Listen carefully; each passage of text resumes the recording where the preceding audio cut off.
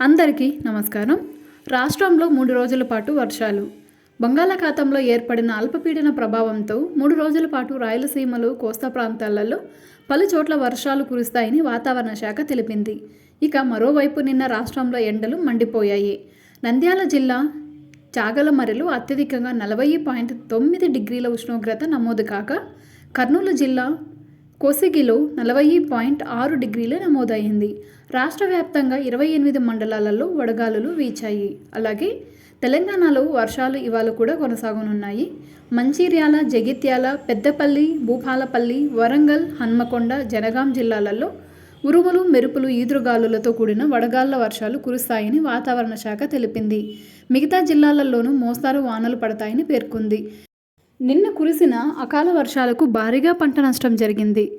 ఈ ఇన్ఫర్మేషన్ మీకు నచ్చినట్లయితే లైక్, షేర్, సబ్స్క్రైబ్ చేసుకోండి.